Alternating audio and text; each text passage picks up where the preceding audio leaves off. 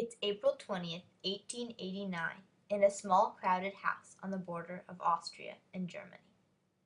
A child is born to Alois and Clara. This child will grow up to be responsible for the deaths of over 11 million innocent people. He will be almost single-handedly responsible for wiping out half of a religious population, not to mention starting a world war. His name is Adolf Hitler.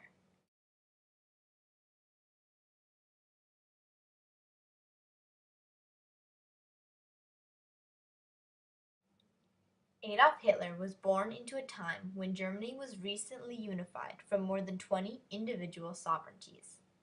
Its economy was strong and stable because of new industries. Adolf Hitler grew up with a strong sense of nationalism to his country.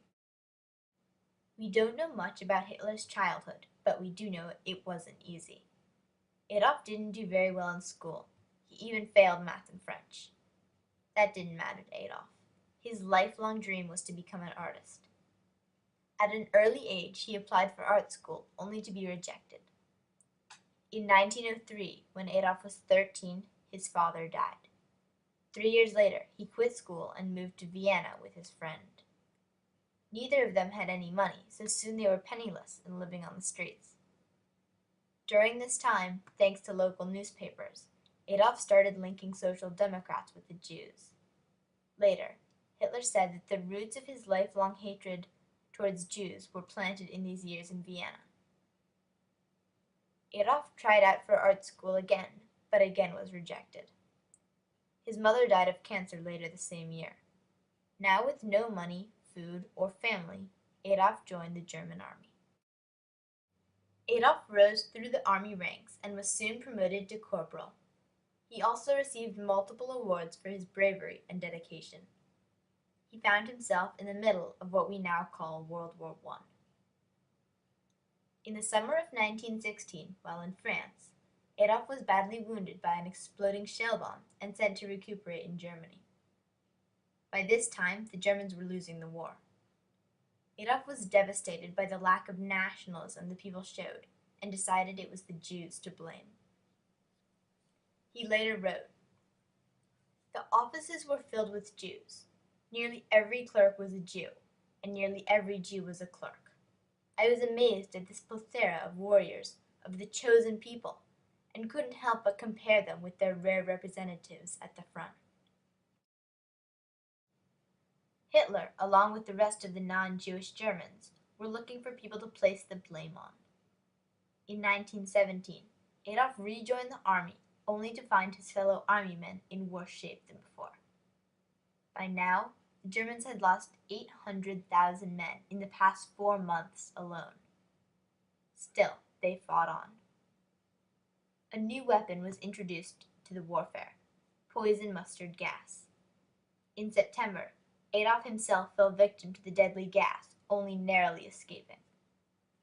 Not too long after, Germany fell too, collapsing into utter chaos.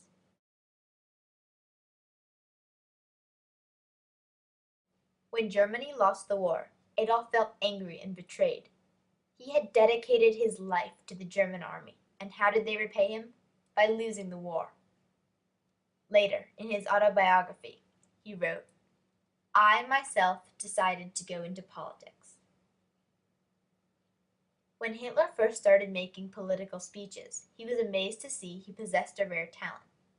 By just talking directly to an audience, he could move everyone to see his point of view. Now, all Hitler needed was to find the path to leadership. He found that path was the German Workers' Party, a political party based on anti-Semitism. It was mostly a few dozen men meeting in the back of restaurants to discuss their political views. Hitler needed a much bigger audience, so he asked his old army superiors if they would help him. They agreed, and within a few weeks, Hitler attracted thousands of people to every speech or event. Hitler spoke out vehemently against the Jews. He demanded Jews be treated as aliens and removed from places of authority. Germans began to side with Hitler. In 1920, Hitler formed a new party known as the Nazis. They needed a symbol of power and authority. They chose a simple design called the swastika, which would later become a symbol of hate, death, and murder. They sought to unite Germany under the beliefs that they were the perfect race, and anyone who was different was contaminating their perfect race, and therefore needed to be eliminated. In 1932, under the reign of President Hindenburg, Hitler was appointed Chancellor, one of the top positions in the German government. 2 years later, Hindenburg died and Hitler took his place as president illegally. He then made all the armed forces swear their loyalty to him. Hitler, after a public vote, dropped the title president and became Führer. The title of president was then abolished. Hitler now had complete control over the military forces and the German government. In the next decade, under his new title, Hitler and the Nazis proceeded to murder about 14 million innocent people, and Germany, Europe, and much of the world was consumed in Hitler's madness.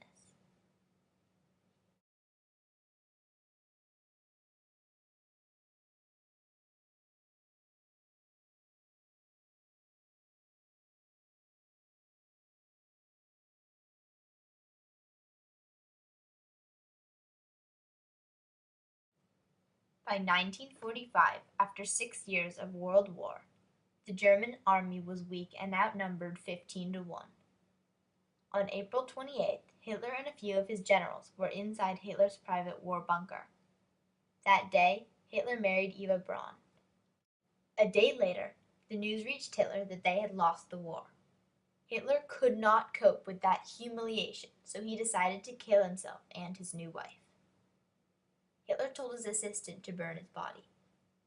At around 3:15 on the afternoon of April 30th, Hitler shot himself and his wife of 2 days. Joseph Goebbels, one of Hitler's generals, also committed suicide after murdering his wife and 6 children. On May 4th, the army found the bodies of Eva Braun and Adolf Hitler and the others. We may never know exactly what made one man become such a force of pure evil. All we can do is explore the idea of evil through literature, movies, and forms of art. And as a world, we have to learn from our past to recognize the signs of genocide and prevent a replay in the future.